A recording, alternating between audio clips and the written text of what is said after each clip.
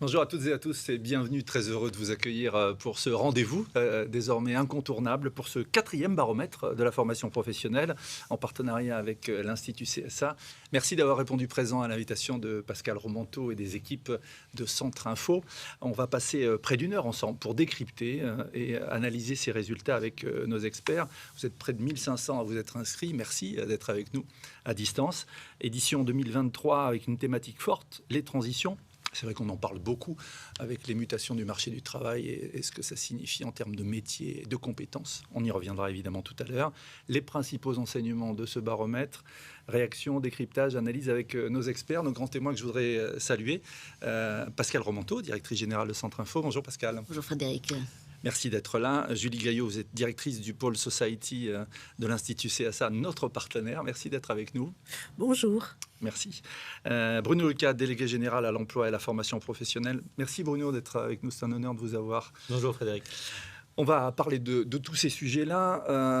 Le programme de cette émission, première partie consacrée aux résultats du baromètre que vous attendez. Vous allez voir, il y a des surprises et des, je vois Julie qui sourit, des résultats un peu inattendus ou contre-intuitifs, on va dire, par rapport à ce qui se dit. Deuxième partie, gros plan sur 3 questions d'actualité. Le fameux CPF, qui vous est cher, la reconversion professionnelle et puis la VAE dans sa nouvelle version. Ensuite, on fera un focus sur les transitions, je vous en parlais tout à l'heure. Et cette émission se veut interactive, donc n'hésitez pas via le chat à poser toutes les questions que vous souhaitez. On reprendra celles qui font l'objet du plus grand nombre de sujets concordants et on y répondra en fin d'émission.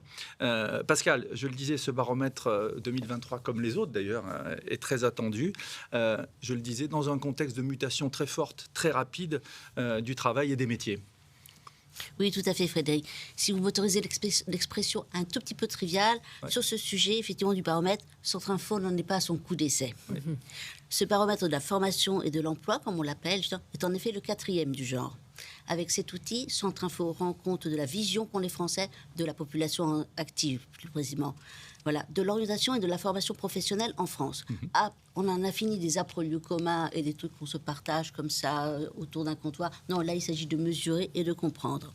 C'est très précieux, je crois, et c'est le rôle de Centrinfo, effectivement, que d'éclairer le débat, de faire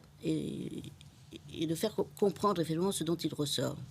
Pour cette 4e édition, nous avons souhaité mettre en lumière les effets et les impacts des transitions. Ouais, les fameuses transitions. Ouais. Dans la continuité, bien sûr, de ce qui était le sujet phare de notre toute récente université d'hiver de la formation professionnelle. Oui, c'était à Cannes. Oui, tout à fait. Absolument.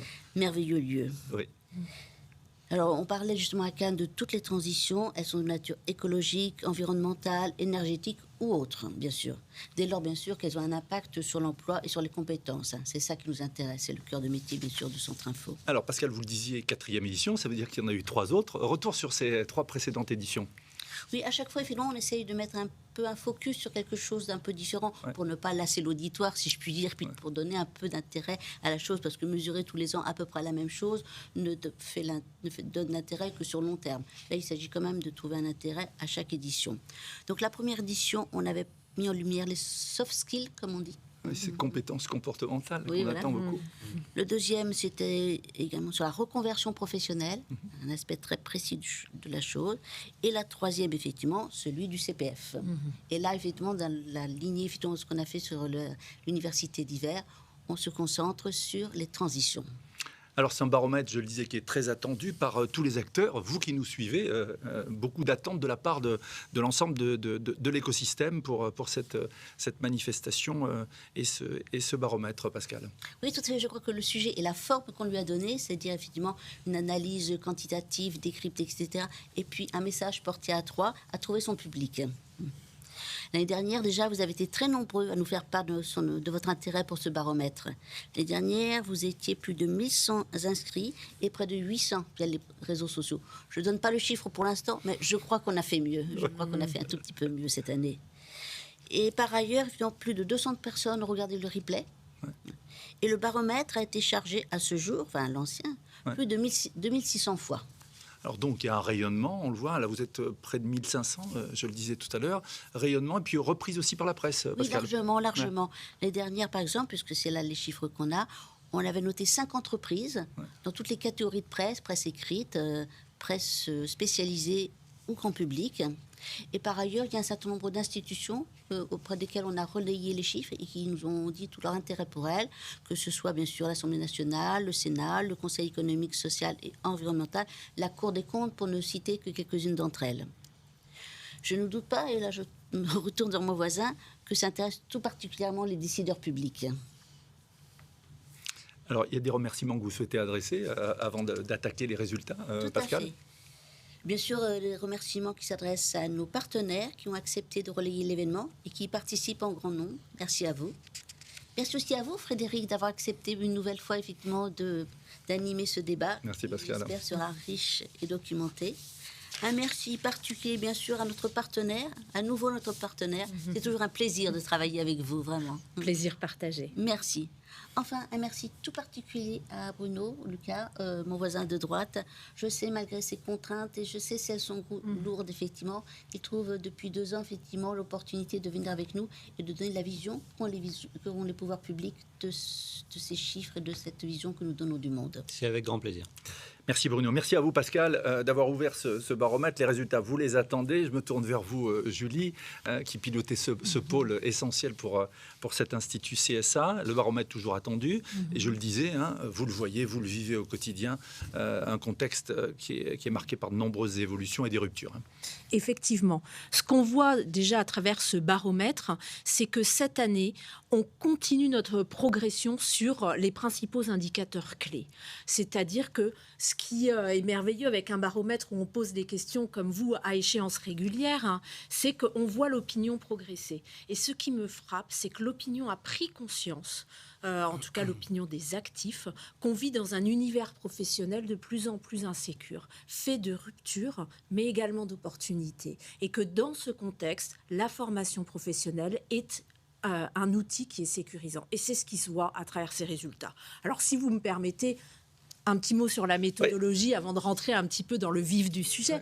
Pour réaliser cette nouvelle édition du baromètre, nous avons interrogé un échantillon représentatif de 1600 actifs âgés de 18 ans et plus qui sont représentatifs de l'ensemble de la population des actifs sur un certain nombre de critères, que ce soit leur sexe, leur âge, leur statut en emploi, la catégorie socio-professionnelle, la fameuse CSP, la région ou encore la catégorie d'agglomération. C'est-à-dire qu'à travers tous ces critères, on a reproduit avec nos 1600 personnes la population en fait des actifs pour aboutir à des résultats représentatifs. Et c'est une enquête qui est relativement fraîche puisque le terrain a été réalisé du 19 au 26 janvier dernier. Ouais, donc c'est tout récent et vous le disiez Julie, hein, la qualité de ce baromètre tient à cet échantillon qui est vraiment représentatif.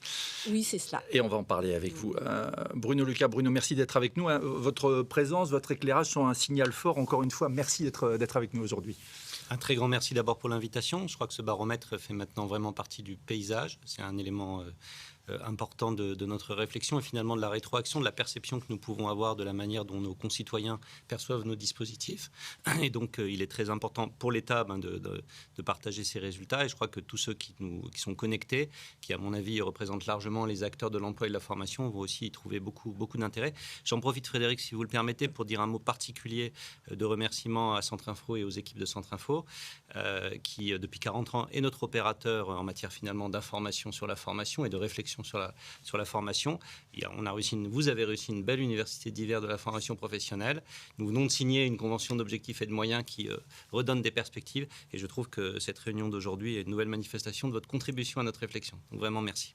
Merci Bruno. On aura évidemment votre analyse et votre décryptage au fil de cette émission. Si vous nous avez rejoint, le baromètre, 4e édition proposée par Centre Info en partenariat avec CSA. C'est maintenant les résultats, c'est juste après ça. Regardez.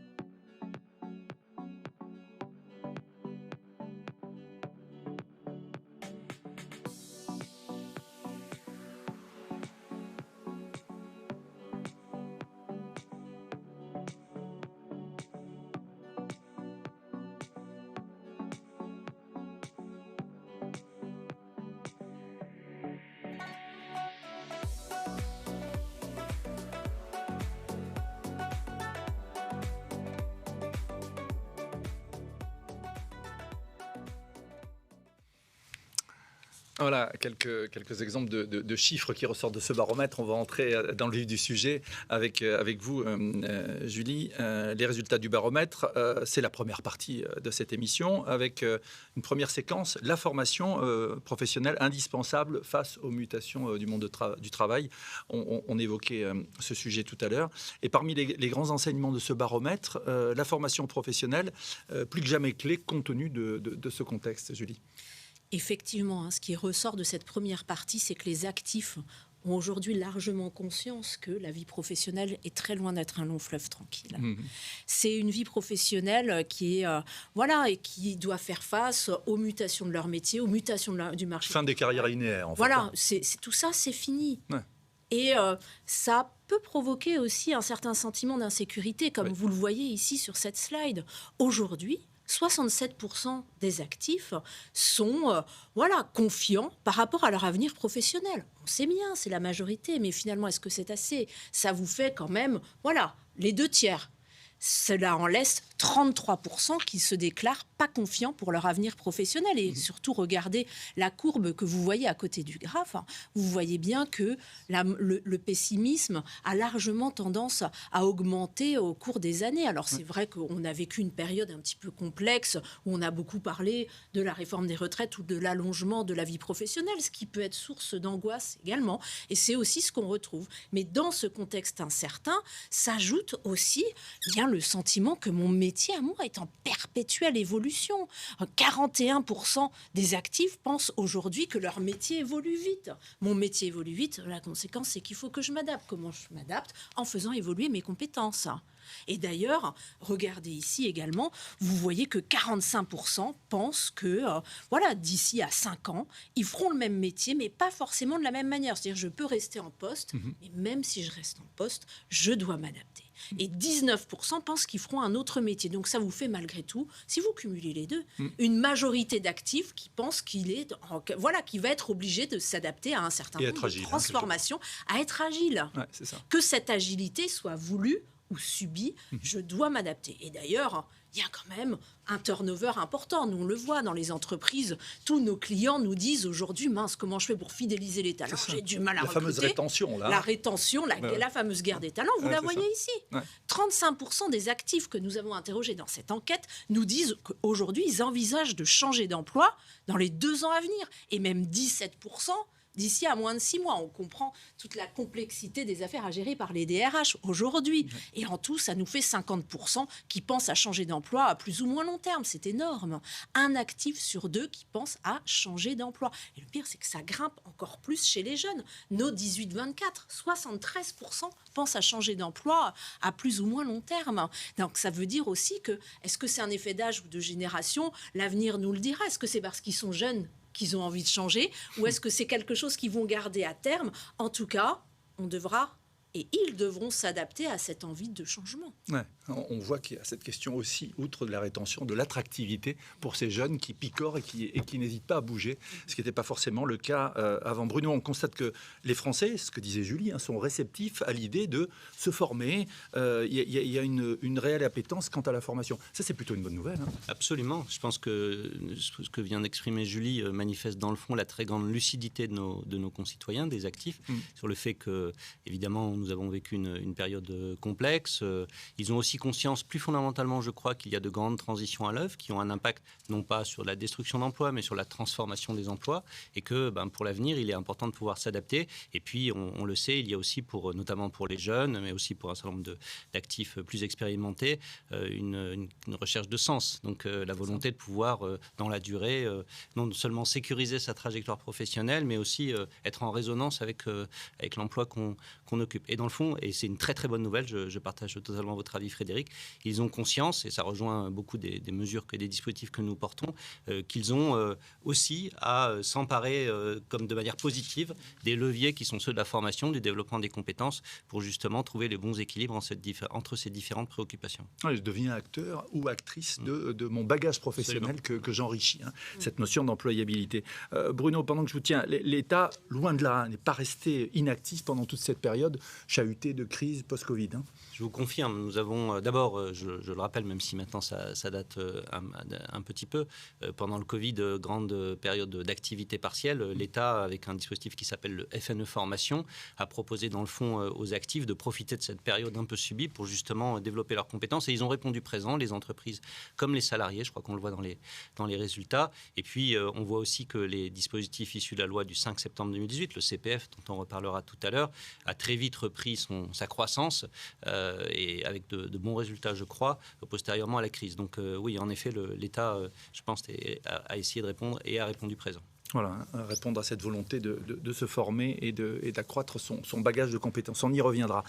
Merci Bruno. Place à la deuxième séquence avec vous, Julie. Un enseignement intéressant dans ce baromètre. Donc, les actifs, on le disait avec Bruno, se considèrent vraiment comme acteurs, j'allais dire, de leur parcours de formation. C'est aussi une tendance qui ressort de ce baromètre. Oui, effectivement, c'est une tendance de fond du baromètre. Quand vous interrogez les actifs pour leur demander, mais au fond, à qui doit être responsable de ce parcours de formation? Est-ce que c'est aux actifs d'être responsable de son propre parcours de formation professionnelle? Ou alors est-ce que finalement c'est au pouvoir public et aux branches professionnelles et aux entreprises de venir vers moi? Mais on voit qu'il y a une opinion qui est très largement partagée par l'ensemble des actifs, c'est qu'ils considèrent que c'est à eux d'être responsables de leur parcours de formation professionnelle à 77%. Donc cela, aujourd'hui, ne fait plus l'ombre d'un doute. En fait, c'est à moi de me prendre en charge. Et c'est ce que vous retrouvez ici sur cette courbe. Regardez, on voit la très belle progression qu'on a eue, notamment de 2020 à 2021, où on voit qu'il y a eu une forte évolution de l'opinion en la matière sur le fait que je suis acteur de mon propre parcours, avec une vraie prise de conscience des actifs à la clé. Et d'ailleurs, il n'y a pas que c'est à moi de faire, il y a aussi est-ce que je peux faire? Est-ce que je suis en capacité de le faire, qui est une toute autre question. Est-ce que j'ai les moyens de le faire? Est-ce que j'ai les moyens de le faire? C'est ça. Le tout n'est pas de me dire fais-le. Ouais. Le tout est de me dire aussi comment le faire. Comment Et oui, 69% des actifs interrogés ont le sentiment d'être suffisamment acteurs de leur formation professionnelle continue. Donc oui, je sais que c'est à moi. Et oui, je peux le faire car j'ai les moyens de le faire. Et notamment les cadres à 78%, soit 9 points de plus que la moyenne de l'échantillon, ce qui signifie quasiment automatiquement que les ouvriers et les employés partagent légèrement moins cette opinion, et ce qui pose question, on y reviendra tout à l'heure. Mais en tout cas, pour une majorité des actifs, je suis capable de le faire. Et d'ailleurs, une fois qu'on a dit ça, on a mesuré l'aide que pouvaient apporter différents organismes, etc. Et on leur a demandé si chacun avait un rôle important à jouer dans mon parcours de formation professionnelle continue.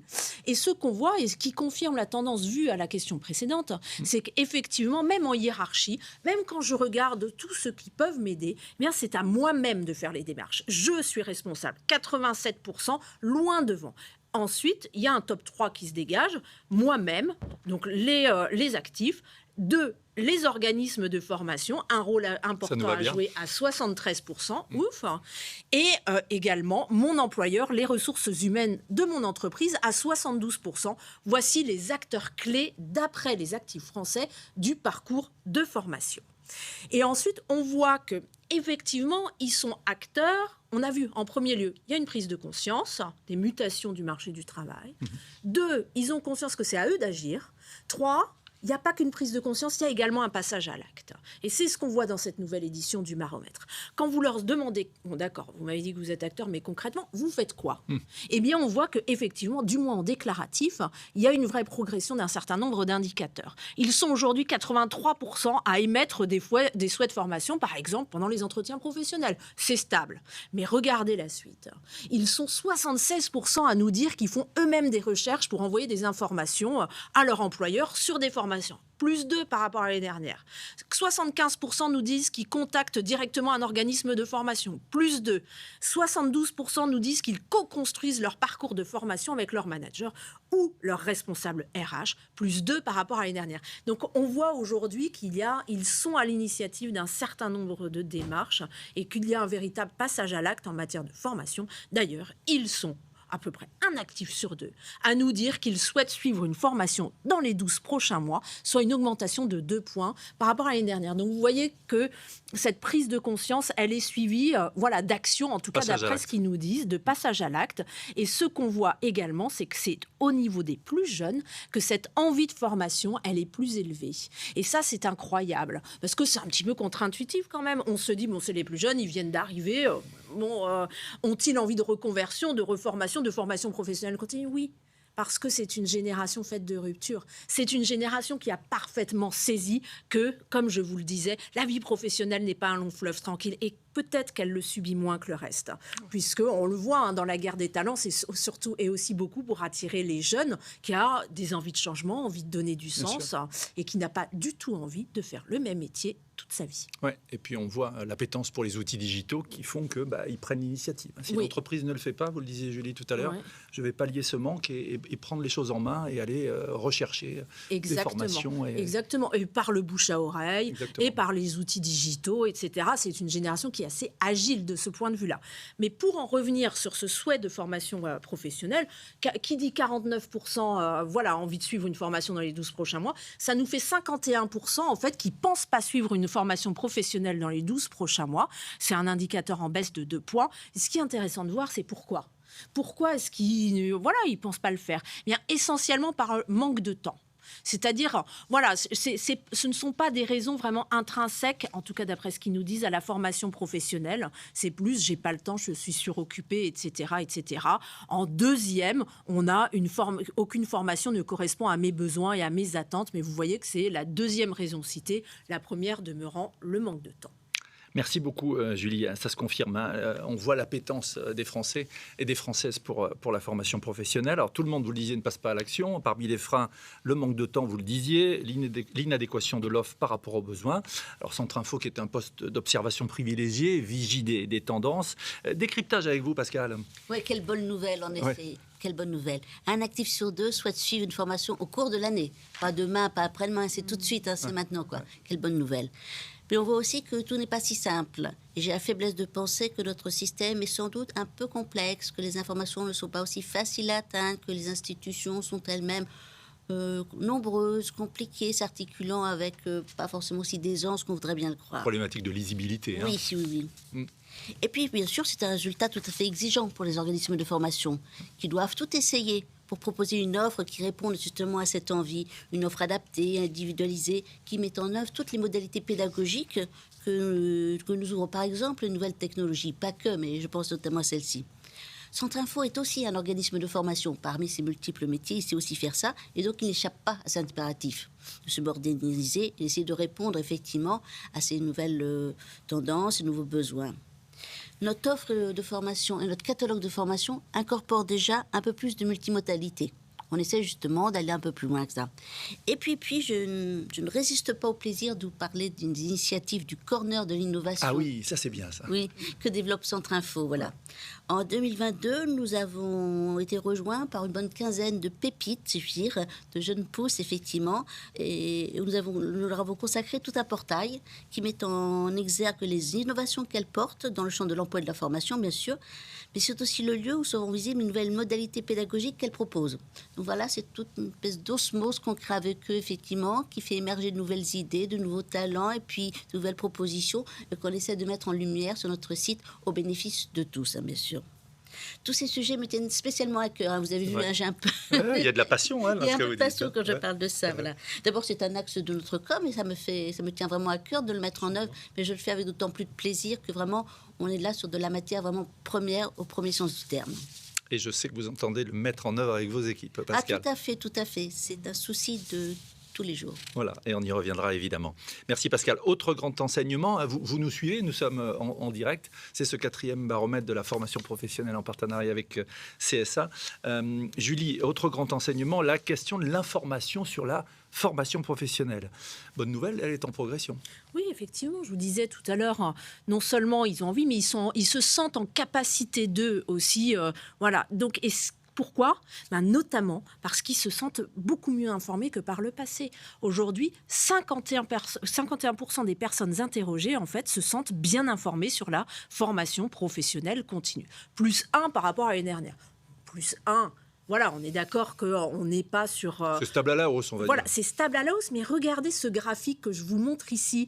Regardez d'où on part, de 2020. Ce que vous voyez, en fait, c'est qu'en 2020, 43% seulement des actifs estimaient se sentir bien informés sur la formation professionnelle continue. Et aujourd'hui, ils sont 51%. On a fait plus 8 en l'espace à peine de quelques années. Et pour la première fois depuis la création de ce baromètre, le pourcentage de personnes qui se sentent bien informées dépasse celui qui se sentent mal informés. Donc il y avait une vraie... Les courbes se sont croisées. Oui, exactement. Il y a une vraie progression de ce sentiment d'information et ce qui fait qu'ils sont davantage en capacité de...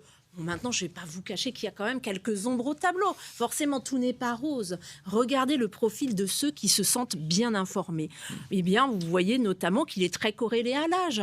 63% des jeunes se sentent bien informés versus 45% des 50-64 ans.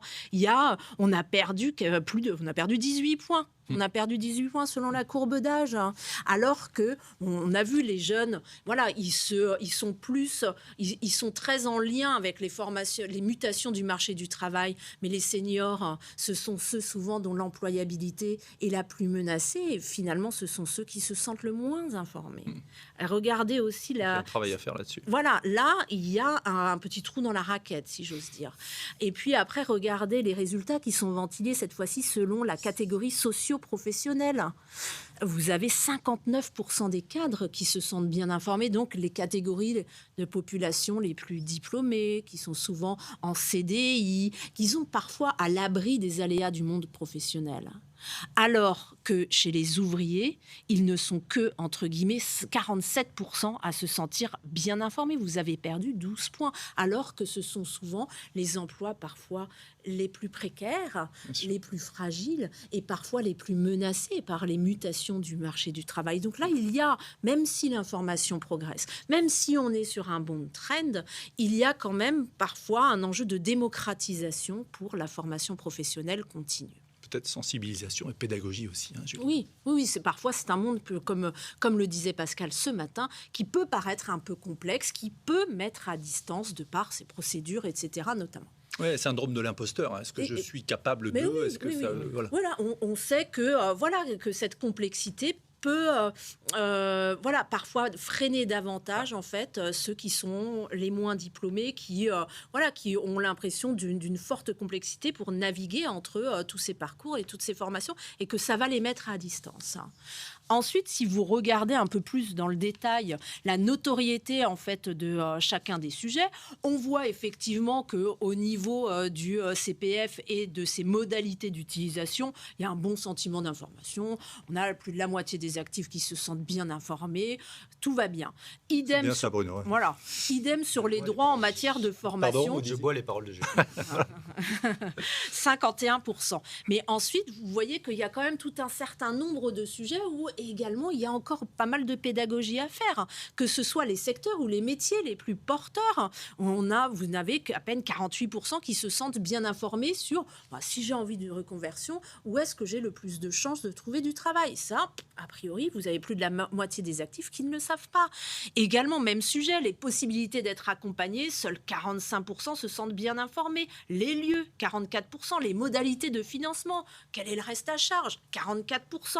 Les organismes qui proposent des formations près de chez vous, seuls 44% se sentent bien informés. Donc là, on voit que vous avez un sujet en matière de catégorie de population, avec les plus fragiles, les plus précaires, et finalement les premières cibles, qui se sentent moins informés. Et puis, vous avez une question de contenu aussi, où il apparaît que certains sujets, en fait, sont moins bien connus par les actifs, type les organismes, les modalités, les lieux d'information. Ils ne savent pas toujours vers qui très bien se tourner. Donc, il y a une marge de progression, vous le disiez, Julie, mais c'est vrai que côté information, ils se sentent, pour la majorité d'entre eux, mieux informés et du coup passent plus facilement à l'action. Pascal, des résultats encourageants qui ne sont pas le fait du hasard. Non, pas du tout, effectivement. Centre Info, effectivement, s'est mobilisé aux côtés de l'État pour la promotion des dispositifs publics dans une période qui était marquée par la pandémie et la mise en œuvre dans les entreprises de nouvelles organisations du travail. J'ai noté d'ailleurs de ce point de vue une grande réactivité de l'écosystème qui a su prendre des initiatives. Il y a de nouvelles organisations, de l'articulation vie personnelle, vie professionnelle, Oui, la mise à disposition de nouvelles offres aussi de formation, alliant par exemple le présentiel et le distanciel. Donc il y a eu une vraie prise en compte effectivement de ce qu'était cette difficulté. On est entré de plein pied, si je puis dire, ce qu'on appelle trivialement le monde du digital, expression que je n'aime guère, mais enfin bon, tant pis. Avec la transition numérique, nous aurons certainement demain un nouveau paysage de l'offre de formation et donc de l'accès à la formation, puisque c'est ça le sujet qui nous inquiète, qui nous occupe.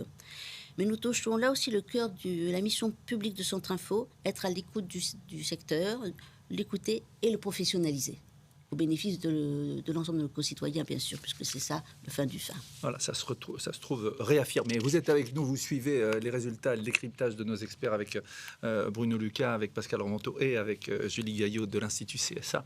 Ce baromètre de la formation professionnelle 2023, on poursuit avec notre deuxième partie d'émission consacrée à 3 sujets d'actualité, le CPF, la reconversion professionnelle et la VAE. On en parle juste après ça, regardez.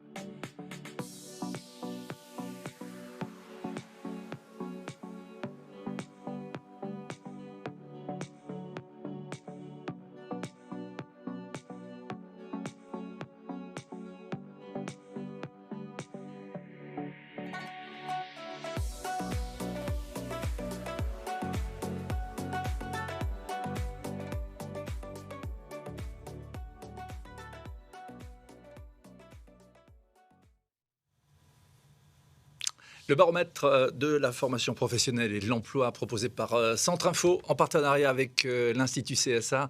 On poursuit nos échanges si vous nous avez rejoints. On va faire un focus maintenant sur 3 sujets d'actualité qui ont retenu l'attention de tous les acteurs et vous probablement qui nous regardez. Le CPF, la reconversion professionnelle et la VAE. Julie, le CPF est de plus en plus connu. Je tourne aussi vers Bruno.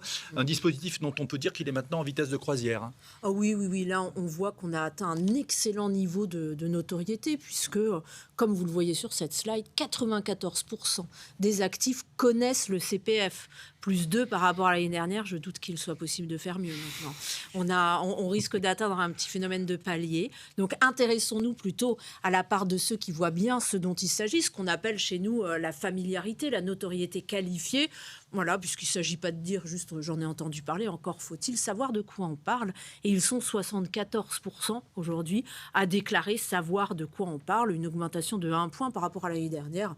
Voilà, là encore, en tout cas en déclaratif, il semblerait qu'on ait fait le plein, en tout cas au niveau de la connaissance concernant les actifs, avec toujours ce petit hiatus. On voit que cette notoriété qualifiée, la familiarité avec le dispositif, elle est toujours plus importante auprès des cadres qu'auprès des ouvriers ou des employés.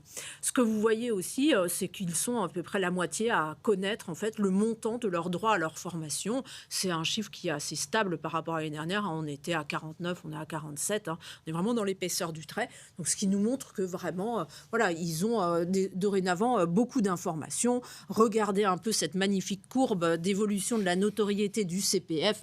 Et vous voyez que, il semblerait qu'effectivement, on ait atteint un petit palier puisque, on fait le plein. Là, on a démarré à 85% de notoriété en 2020, 57% seulement de notoriété qualifiée. Et aujourd'hui, on est à 74 et 94. Donc, ce sont des niveaux qui sont extrêmement élevés. Et puis, justement, quand on parle du CPF, voyons maintenant, on sait que c'est un sujet qui nous a agité notamment l'année dernière. Il y avait beaucoup de démarchage par rapport au CPF. Eh bien, effectivement, les actifs, en tout cas cette année, ont bien noté qu'il s'était passé quelque chose, puisqu'il y a eu donc cette loi qui a été entrée en vigueur en 2022 pour lutter contre le démarchage abusif. Et elle semble avoir porté ses fruits, puisque 58% des actifs que nous avons interrogés ont constaté en fait une baisse en fait des démarchages et des sollicitations concernant le CPF. Donc on voit que c'est une loi qui a vraiment été suivie de fait d'après les actifs que nous avons interrogés. Mais il n'y a pas que le CPF dans la vie. Regardons un petit peu le niveau de connaissance des autres dispositifs. Eh bien, ce qu'on voit, c'est que certains d'entre eux sont maintenant, les actifs sont très familiers avec l'apprentissage. 91% en ont déjà entendu parler, 73% voient bien de quoi il s'agit. Le bilan de compétences également, qui est vraiment entré dans les mœurs. 90% en ont entendu parler, 66% voient bien de quoi il s'agit. Et le troisième avec lequel ils sont très actifs, on en reparlera peut-être un peu plus tard, c'est la VAE avec un très bon niveau de notoriété, 83% et 60% de familiarité. Donc on voit que c'est des actifs maintenant qu'ils ont très bien en main, des dispositifs qu'ils ont très bien en main. Certains dispositifs bénéficient quand même d'un niveau de notoriété qui est un peu plus faible, souvent par la récence aussi de leur arrivée. Vous voyez le CEP, 45% de notoriété, on a plus d'un actif sur 2 qui ne sait pas de quoi on lui parle. Pro A ou encore Cléa, on voit qu'on a une connaissance qui est beaucoup plus limitée des actifs de ces dispositifs. Ces acronymes. Voilà, effectivement. Mais ça va aller progressivement. Merci Julie. On va revenir, Bruno, sur cette loi du 19 décembre 2022. On peut parler de mission accomplie pour le CPF ? Absolument. D'abord, je voudrais dire qu'on peut parler de mission accomplie à un double titre. D'abord, je le redis parce que je pense qu'il ne faut pas bouder notre plaisir. Le CPF, aujourd'hui, est un objet de la vie quotidienne de nos concitoyens. C'était quand même la grande ambition de la loi pour la liberté. Choisir son avenir professionnel. Et aujourd'hui, c'est une réalité. Et je crois que Julie confirmera que 90% des personnes qui ont utilisé le CPF recommandent l'utilisation du CPF. Donc, c'est vraiment quelque chose de très important. On a beaucoup évoqué les questions de lisibilité, d'accès à la formation, d'appétence à la formation. Une des grandes ambitions de ce dispositif, c'était d'en faire quelque chose de quotidien, qui soit présent au creux de sa main. Créer des réflexes. réflexe, hein, et c'est fait. Et du coup, ça va probablement nous aider à progresser sur d'autres composantes, notamment celles que Julie a évoquées. C'est vrai que toute rose vient avec ses épines et que effectivement le démarchage très irritant et dans le pire des cas les fraudes encore plus irritantes évidemment posaient une difficulté qui je crois est en voie de résorption grâce à la loi du 19 décembre 2022 qui a interdit le démarchage abusif et qui surtout l'a sanctionné de manière importante. Et je pense que ça a des conséquences sur la pratique d'un certain nombre d'acteurs, mais je pense aussi aux travaux qui sont conduits pour sécuriser les systèmes d'authentification avec France Connect Plus et l'effort de qualité qui est conduit depuis l'origine du dispositif avec Calliope. Voilà, donc je pense qu'on a un dispositif qui trouve son équilibre et qui, encore une fois, et ça je pense vraiment le saluer, est aujourd'hui un élément du paysage de nos concitoyens et qui devrait pouvoir les aider dans la recherche finalement de sécurisation de leur trajectoire et d'utilisation de l'information que nous évoquions au début de notre échange. Oui, et puis on parle beaucoup de cet équilibre vie pro, vie perso, hein, Bruno. C'est aussi un moyen de trouver ce juste équilibre, hein, puisque je suis acteur, j'ai un outil, je peux passer tout de suite à l'action et me former moi-même et trouver ce qui me correspond précisément. Deuxième sujet d'actualité après le CPF, la reconversion professionnelle, Julie. Effectivement, ce qu'on voit, et c'est un indicateur qui est très stable dans notre baromètre, aujourd'hui, 21% des actifs sont en train de préparer une reconversion professionnelle. Je ne sais pas, j'y songe, oui peut-être, mais dans un futur plus ou moins lointain. 21%. 2 actifs sur 10 sont aujourd'hui dans cette démarche active. Et on voit que c'est un résultat qui est très stable en fonction en fait, des différentes années où on pose la question. Donc c'est un chiffre qui est quand même très très important hein, sur la reconversion professionnelle. Et voyons maintenant un peu de la manière dont il se décompose. Eh bien, ce qu'on voit, c'est qu'on retrouve nos jeunes, hein, qui sont les 18-24. Ils sont très importants à déclarer aujourd'hui être dans une démarche de reconversion professionnelle, hein, puisque oui, on voit que c'est un public qui est extrêmement particulier, qui se saisit de toutes les opportunités, qui n'envisage pas la vie professionnelle comme un long fleuve tranquille et qui envisage non seulement de changer de métier d'entreprise, mais aussi de totalement se reconvertir pour démarrer une nouvelle formation professionnelle. Et ils se saisissent avec facilité en fait de toutes ces questions. Si 21% nous ont dit oui, je suis dans une démarche actuellement de reconversion professionnelle, ça veut dire que 79 autres pourcents effectivement ne le sont pas. Mais décomposons un peu ces 79 autres pourcents, puisque on leur a demandé, alors oui, aujourd'hui, à l'instant T, vous n'êtes pas dans une démarche de reconversion professionnelle, mais est-ce que, c'est quelque chose que vous êtes en train de préparer à plus ou moins court terme? Et on voit au final que 34% de ceux qui ne sont pas dans une démarche de reconversion à l'heure actuelle, y songent quand même et sont en train de la préparer à plus ou moins court terme, que ce soit dans plus de 5 ans, dans 6 mois ou dans 1 an. Donc ça nous rajoute quand même malgré tout une proportion très significative de la population française qui, même si elle n'y est pas encore, est en train de la préparer. Et si vous repourcentez tout ça sur le global des actifs, ça vous donne 21% qui y est actuellement, 27% qui l'envisagent et 52% qui n'y est pas et ne l'envisage pas. Donc au final, vous avez quand même un actif sur 2 qui est plus ou moins dans une démarche, soit j'y songe, soit j'y suis déjà, de reconversion professionnelle. C'est quand même très important et ça interpelle forcément. Qui l'eût cru, hein, oui. J'ai dit ça, hein, parce que oui, parce qu'on parle de reconversion professionnelle. J'en suis pas à me dire, je vais changer d'entreprise. Non, je vais totalement changer radical, de filière. En fait, c'est comme si demain, aujourd'hui, Julie Gaillot devenait boulangère. Voilà, et ce serait formidable. Enfin, c'est peut-être pas pour les clients, pour les croissants, si, oui, mais vous voyez, c'est vraiment une démarche qui contient sa part de radicalité. Oui, c'est clair.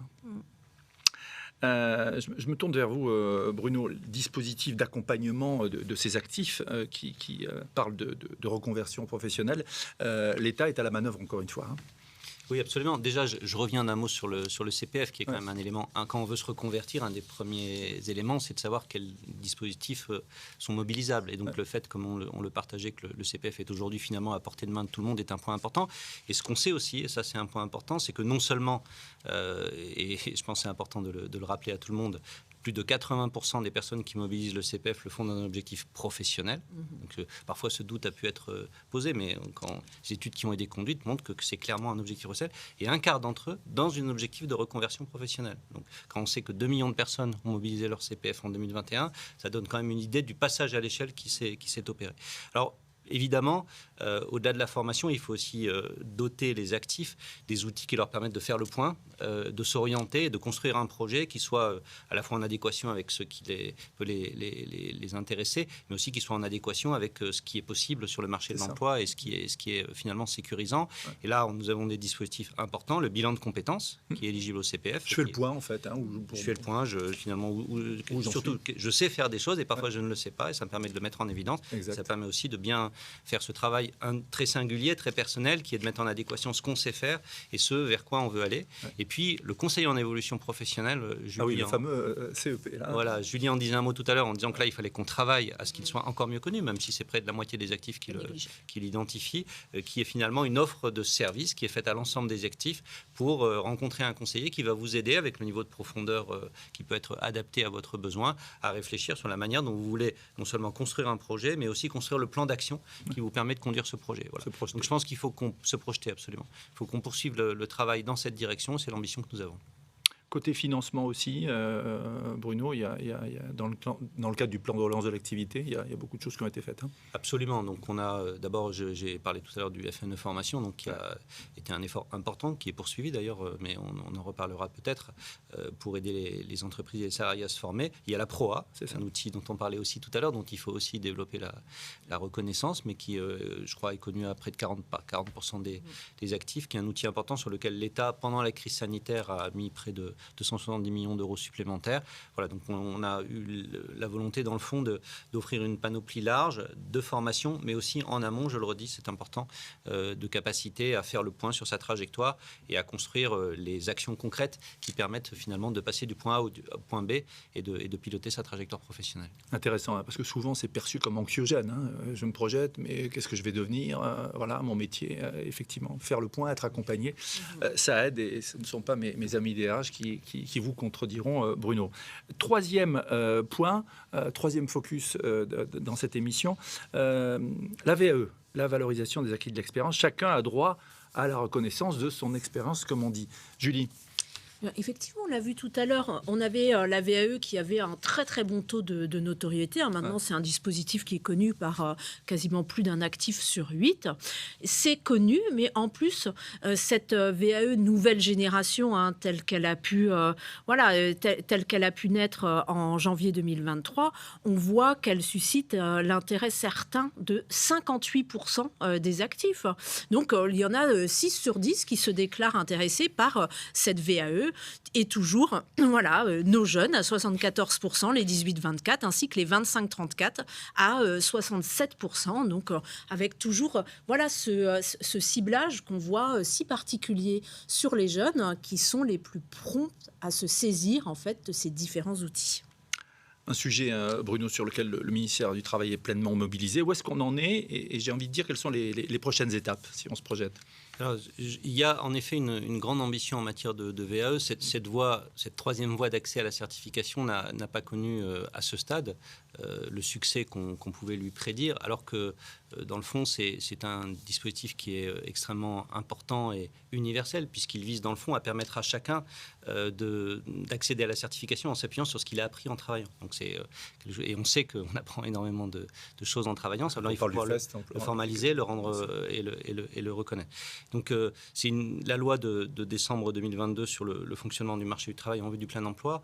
Elle vise dans le fond une véritable refondation de la VAE, avec l'idée d'une part de se fixer un vrai objectif quantitatif de 100 000 parcours d'ici la fin du quinquennat, mais aussi de créer un véritable service public de la VAE dans ses différentes dimensions, travailler sur les processus, les procédures, pour faciliter l'accompagnement, pour raccourcir les délais, pour rendre finalement plus facile l'accès à cette voie d'accès à la certification, et notamment à ceux de nos concitoyens pour qui c'est peut-être le plus difficile, qui ont besoin d'un accompagnement. Donc ça, c'est une ambition très importante et qui se traduit aussi parce qu'on essaie d'avoir une approche pragmatique, concrète, par la preuve, par 2 expérimentations que je veux citer. L'expérimentation REVA, reconnaissance et valorisation, qui permet, avec le soutien de l'incubateur des services numériques de l'État, beta.gouv.fr, de proposer un processus d'accélération de la VAE sur un certain nombre de certifications et dans un parcours ramené à 6 ou 8 mois. Donc quelque chose, et on voit que ça fonctionne extrêmement bien. Et puis aussi, je veux dire un mot de la VAE inversée, donc cette expérimentation qui est prévue par cette loi de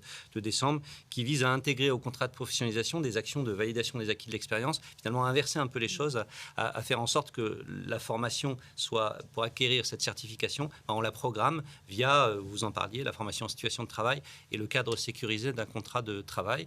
Donc cette expérimentation, elle est prévue pour 3 ans et je crois qu'elle va nous permettre vraiment, comme je crois c'était le cas pour le CPF, de passer à une autre échelle pour la VAE. La VAE, nouvelle génération, on en reparlera avec vous, Bruno Lucas. Pascal Romanteau, Pascal, évidemment un sujet de mobilisation pour Centre Info, cette VAE. Tout à fait, c'était parfaite illustration, peut-être une des meilleures de la mobilisation de Centre Info aux côtés de l'État. Depuis 2011, et c'est une grande marque de confiance, Centre Info assure la maîtrise d'œuvre du portail vae.gouv.fr pour le compte de l'État. Il a bien su à cœur d'apporter tout son savoir-faire dans le cadre de sa mission de service public de la VAE dont Bruno vient de parler. Et je dois dire que sur ce sujet, en toute transparence, nous travaillons vraiment main dans la main avec les services de l'État. Alors, on va passer à la 3e partie de cette émission et de ce rendez-vous autour du baromètre de la formation professionnelle 2023. On a un thème d'actualité choisi. Vous nous citiez tout à l'heure, Pascal, les 3 thèmes des 3 éditions précédentes. Thématiques cette année, les transitions, les fameuses transitions. Elles sont nombreuses, diverses, qu'elles soient énergétiques, environnementales, numériques, sociétales. C'était d'ailleurs les transitions, le thème fort de l'Université d'hiver de la formation professionnelle, qui a été, on peut le dire, un réel succès, Pascal. Ah, c'est gentil, vous savez, comme ça me fait chaud au cœur, cette expression, un réel succès. Ah, mais c'est vrai qu'il y avait les gens étaient contents de se retrouver. Oui, Voilà. Et c'est tellement bien pour les équipes de Centre Info qui sont tellement investies sur le sujet, sur la manifestation. C'est une grosse gageure.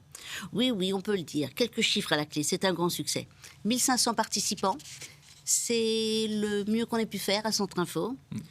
250 intervenants, 60 ateliers et tables rondes en même temps, concomitamment, pas si simple, et 60 partenaires, plus de 60 partenaires et sponsors.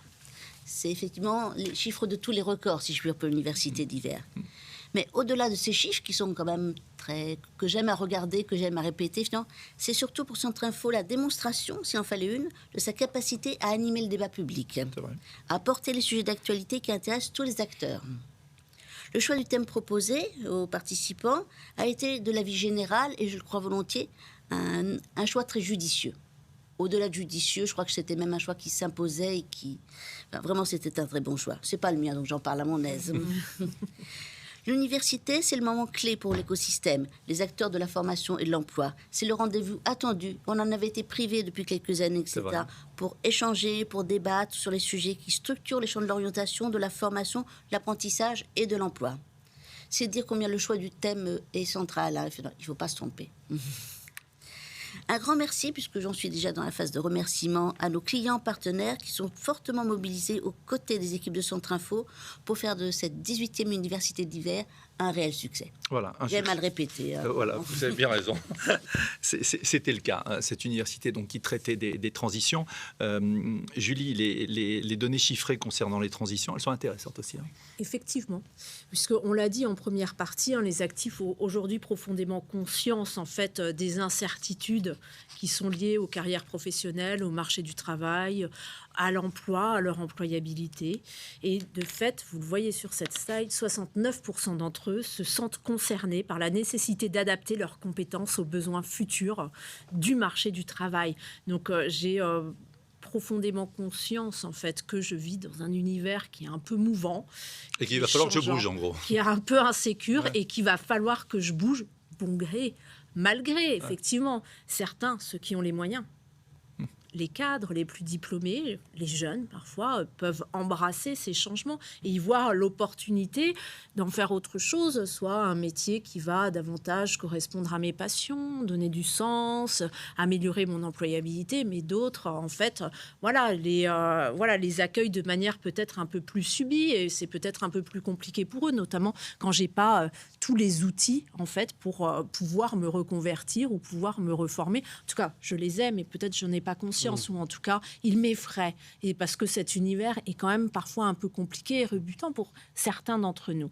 Donc, ce que vous voyez ici, effectivement, c'est que, oui, j'ai profondément conscience de tout ça, spécialement quand j'ai 18-24 ans ou 25-34 ans, puisque quasiment je suis née avec. Donc, c'est une donnée que j'ai intégrée à la base avant même de me lancer sur le marché du travail. Ouais, donc, c'est ça qui est surprenant avec cette génération, en fait, c'est qu'on n'est pas tous nés avec les mêmes repères, quelque part. Et puis, voilà, quelque part, je pense qu'eux aussi, ils ont fait, en fait, de ce qui pouvait être pour les plus âgés d'entre nous, dont je fais partie, une contrainte, eh bien, eux, ils y voient parfois une opportunité.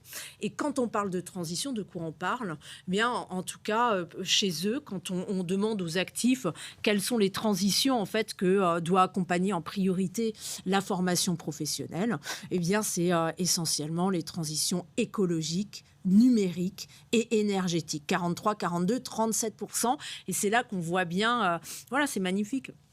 Les transitions, la porosité en fait du monde du travail avec le monde citoyen. Voilà, ça correspond aux principales préoccupations des Français, aux transitions qui nous impactent tous. Mais on voit que aujourd'hui, on les voit en conséquence sur le marché du travail. Et d'ailleurs, quand vous demandez, notamment aux actifs, quel type de formation professionnelle vous souhaitez faire aujourd'hui, on voit qu'ils font la part belle, notamment à tout ce qui est l'informatique, parce qu'ils ont le sentiment. Après, je ne sais pas si c'est vrai ou pas, qu'aujourd'hui, c'est un secteur qui est en pleine transition et certainement qui gagne en importance et probablement très pourvoyeur d'emplois. Et sans parler de ces sujets, ces facteurs d'attractivité aussi pour les entreprises. Parce que dans les entretiens, on est passé d'un mode de sélection à un mode de séduction. Ça fait partie des... Et la vapeur s'est renversée. On est bien d'accord. Merci Julie. Les transitions, Bruno, évidemment, un sujet sur lequel l'État s'est fortement mobilisé. Vous accompagnez les mutations de l'emploi. Il y a des métiers qui évoluent, qui mutent à des rythmes plus ou moins rapides. Absolument, mais si on prend un peu de recul, ce sont des secteurs entiers en réalité qui font l'objet de ces mutations, qui sont travaillés par ces transitions, la transition écologique, la transition du numérique. Et du coup, pour nous, l'enjeu, c'est aussi beaucoup de travailler avec les acteurs de ces secteurs. Et donc, c'est l'objet de ce que nous appelons la politique contractuelle, mais qu'on pourrait appeler partenariat, qui est construit, un riche partenariat, qui est construit entre le ministère du Travail, plein d'emploi et de l'insertion, et toute une série d'organisations professionnelles, de branches, souvent appuyées par leurs opérateurs de compétences, pour justement conduire les travaux nécessaires de prospective, comment les métiers vont évoluer, comment les référentiels de compétences vont évoluer, et puis d'action, quelle formation je mets en place, quelle certification je mets en place, et comment j'appuie, y compris les PME, pour s'emparer de tous ces sujets. Donc j'ai noté quelques exemples de ce que nous appelons des EDEC, engagement de développement de l'emploi et des compétences, mais je pense que beaucoup de ceux qui nous écoutent sont familiers avec cet acronyme, qui illustre ce que nous essayons de faire. Dans le domaine de la transition écologique, l'EDEC interindustrie avec l'OPCO2I, l'EDEC éco-prospective avec l'OPCO-commerce, l'EDEC sylviculture et exploitation forestière, et puis l'EDEC autour de la révolution numérique, notamment celui qui est conduit avec l'OPCO Atlas, les branches de l'assurance, de la banque, du service en information numérique, du conseil, et qui vise là aussi à réfléchir à l'impact du numérique sur les métiers, sur les usages, sur les offres, sur la digitalisation de la relation client. Donc, nous avons ce riche patrimoine avec les acteurs, parce que nous sommes vraiment convaincus au ministère du Travail, c'est un peu notre ADN, que ce sont les acteurs qui ont l'intimité avec les sujets et qui peuvent s'en emparer. Donc nous essayons d'impulser cette réflexion, qui est aussi une bonne nouvelle, puisque ce sont aussi des opportunités pour les actifs, dès lors qu'on leur met bien en main les différents outils que nous évoquons depuis le début de notre séance. Parfait. D'autres sujets à aborder, Bruno, par rapport à le FNE Formation 2023, on en a parlé. D'autres points Peut-être oui, signaler que nous poursuivons, puisque nous avons évoqué effectivement le FNE Formation dans sa période finalement Covid et sortie du Covid. Mais nous avons aussi en 2023 donc, une enveloppe qui a été votée en loi de finances et qui nous permet là aussi de poursuivre l'accompagnement des entreprises et des salariés avec les branches et les opérateurs de compétences. Et précisément, nous avons ciblé le FNE Formation sur le financement des formations qui répondent aux enjeux des transitions, y compris ceux qui sont identifiés dans les EDEC que j'évoquais. Puis je voudrais parler d'un dernier dispositif auquel nous attachons beaucoup d'importance à la DGEFP au ministère du Travail, la PCRH, donc un outil finalement qui permet à un chef d'entreprise, de petite entreprise, de prendre avec un consultant, de prendre le temps de recul nécessaire pour traiter une problématique RH et pour finalement en faire un élément de sa trajectoire économique, de son business, j'allais dire. Voilà, et c'est un dispositif qui est assez enthousiasmant parce que les chefs d'entreprise qui en bénéficient notamment de petites entreprises, témoignent souvent du fait que ça leur permet finalement de prendre le temps de recul nécessaire et de revisiter complètement leur activité. Et ils manifestent souvent beaucoup d'énergie et d'enthousiasme après en avoir bénéficié. Donc c'est pas toujours simplement une question de financement, de subvention, c'est parfois de l'apport d'expertise. Et je crois que ce dispositif, comme d'ailleurs l'offre de services des opérateurs de compétences, doit contribuer à cela. Oui, c'est intéressant, parce que moi qui travaille avec beaucoup de DRH, c'est vrai que dans certaines entreprises, il n'y a pas de service RH ou peu de services RH, et on n'a pas le temps de lever le nez du guidon. Et c'est vrai que votre initiative, avec quelqu'un qui vient en expertise, en accompagnement, peut ouvrir les yeux à ces entrepreneurs. Merci à vous, Bruno. Merci, Julie. Merci, Pascal. On va passer maintenant, et elles sont nombreuses, je les vois s'afficher sur l'écran, vos questions, vous qui nous suivez, pour terminer cette émission.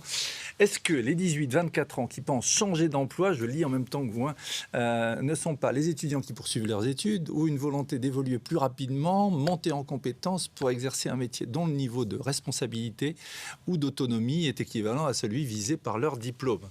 Longue question. Je vois un relevé de sourcil de Julie qui veut dire...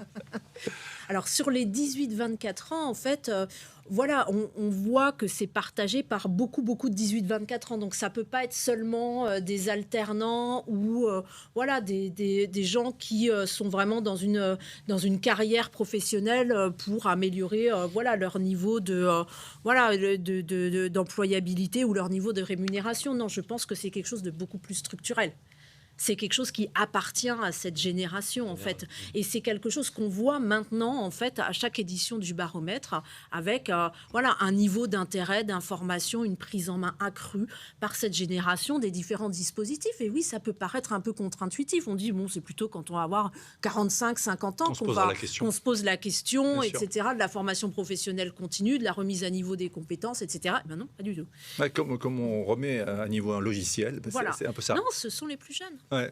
Non, moi je pense qu'il faut plutôt faire l'hypothèse, on a beaucoup d'éléments, y compris dans ce baromètre, qui vont dans cette direction, faire l'hypothèse qu'il y a un changement de fond, qu'il y a une vision différente d'une trajectoire professionnelle chez les jeunes d'aujourd'hui, quelle que soit finalement leur situation, et que donc, comme on l'a dit à un moment donné, ils imaginent changer de métier de manière soit tout de suite, soit plus tard, et que donc il faut adresser toutes les situations sans considérer que c'est un compartiment uniquement. Enfin, il faudra que tout ça se confirme, mais c'est plutôt l'hypothèse que je crois on doit pouvoir partager. Oui, effectivement, on part plutôt de ce point-là, c'est un changement de regard, c'est un effet de génération. Voilà, nous, on voit ça avec nos yeux aussi, et peut-être qu'on peut être surpris, mais en fait, il faut l'intégrer. Il faut changer de perspective. Ouais. Deuxième question parmi celles que vous nous avez posées. On répond évidemment aux questions dont les thématiques reviennent le plus souvent. La deuxième question correspond à ce fameux conseil. Bruno, comment favoriser l'essor du CEP, outil indispensable pour aider les actifs à monter en compétences, donner à connaître, à comprendre? C'est un peu ça? Alors, je crois qu'il faut... on évoquait tout à l'heure le CPF qui a transformé, qui a changé une situation qu'on connaissait depuis de nombreuses années où finalement la formation, ça paraissait quelque chose de compliqué et d'inaccessible. Là, maintenant, c'est devenu accessible. Ouais. Il faut qu'on fasse la même chose avec cette offre de conseils qui est en amont finalement de la formation. Alors, ça passe par toute une série de leviers. Ça passe donc, France Compétences est en train de relancer son appel d'offres pour la CEP en direction des salariés. Donc, il y a une réflexion qui a été conduite par sa gouvernance pour finalement prendre en compte la première génération. Il y a des sujets de communication. Ouais. Et puis, je crois qu'il faut qu'on arrive à faire connaître aussi les belles histoires, les changements la manière dont ce CEP a pu transformer la trajectoire d'un certain nombre de personnes. Trajectoire de vie. Trajectoire de vie, trajectoire professionnelle. Ouais. Voilà, il faut qu'on en fasse aussi un objet de la vie quotidienne. Voilà, donc communication autour de ce conseil. Oui, pardon. Je suis vraiment d'accord avec ces deux objets, communication et puis valorisation des belles histoires. Je pense que c'est aussi comme ça qu'a marché le CPF. C'est comme ça que démarrent des sujets qui ont parfois du mal à être démocratiques tout de suite. Ouais.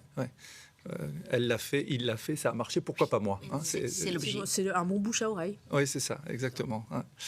Troisième question, elle concerne le CPF. Je me penche, voilà, l'accès au CPF peut sembler compliqué pour des personnes éloignées du numérique. Comment leur permettre d'accéder à leurs droits? C'est vrai qu'on passe par le smartphone, voilà. Vaste question, vaste sujet. Qui veut répondre? Je pense que alors une partie des personnes dont on parle peuvent être accompagnées par les acteurs du service public de l'emploi, les missions locales, Pôle emploi, d'autres acteurs encore. Donc je pense qu'il y a un enjeu aussi, non seulement pour les accompagner à l'utilisation de l'outil, mais aussi surtout pour les aider à s'emparer de l'outil et puis ensuite à être autonomes avec l'outil.